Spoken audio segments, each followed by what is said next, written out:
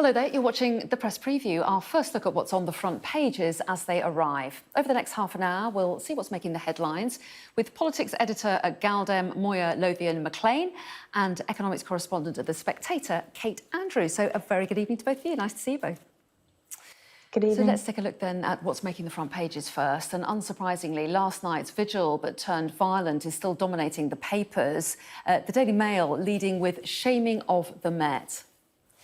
Safer streets for women. PM acts as police chief faces inquiry is the headline in the Eye.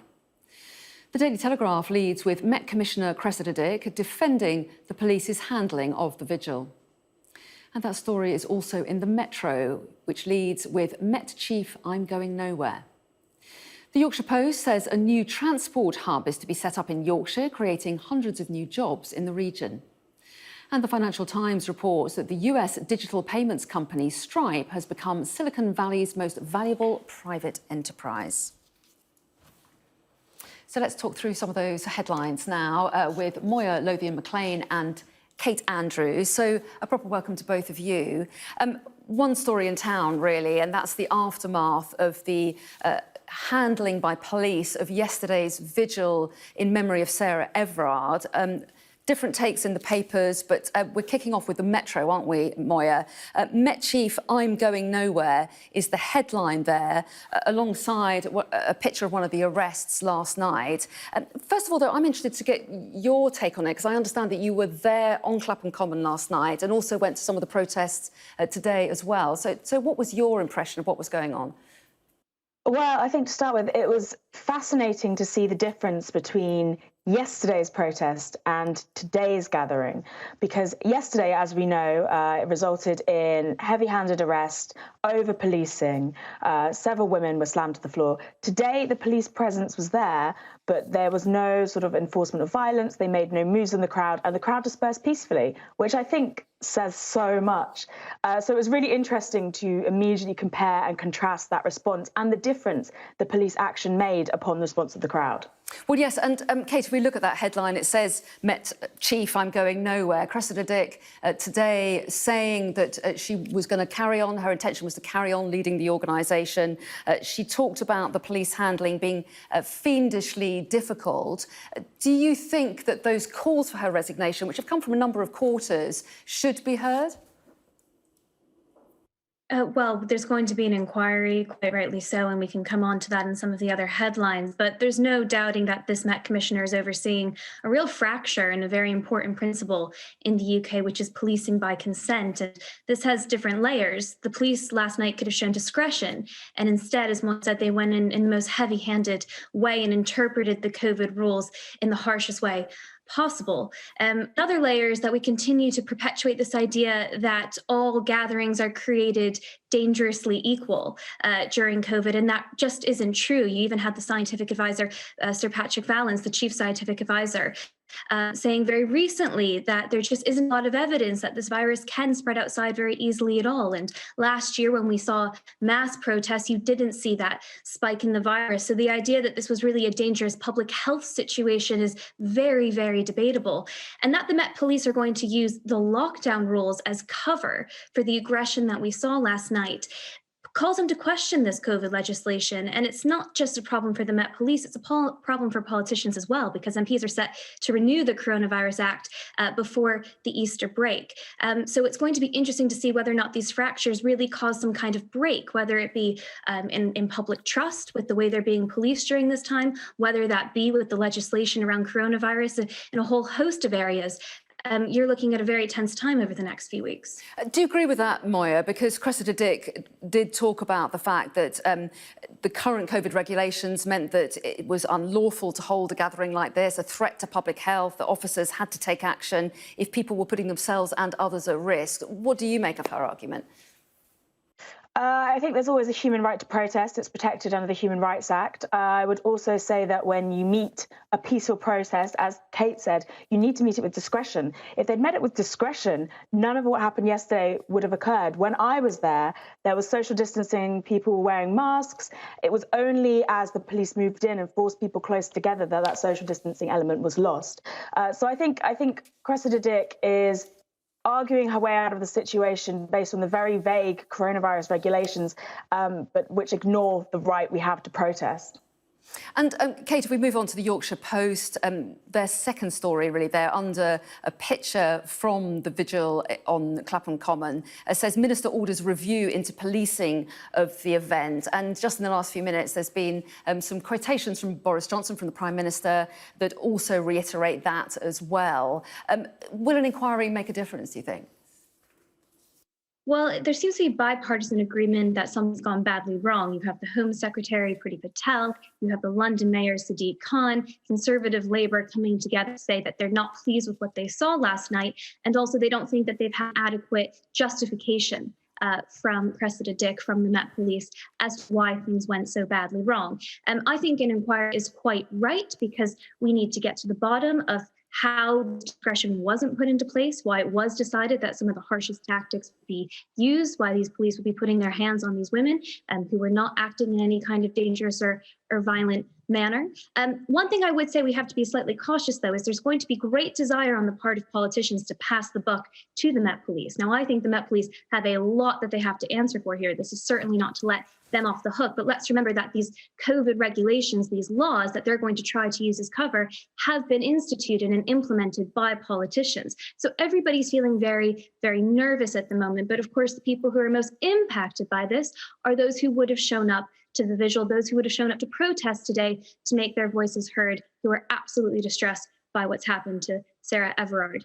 So, you know, the real victims in this situation, of course, they're at the very top, and then very sadly, women who were manhandled last night. So you're going to see, I think, a bit of a battle back and forth between politicians and the Met Police as to who should be held most accountable. Well, yes, and Moya, we have had the most extraordinary outpouring, haven't we, of frustration, anger, stories of women suffering harassment and abuse, and that anger has built up. But it's not just against the police, is it? There's the criminal justice bill as well.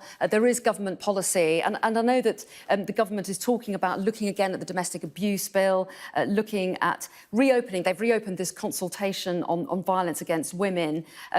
Do you think that enough is being done in response?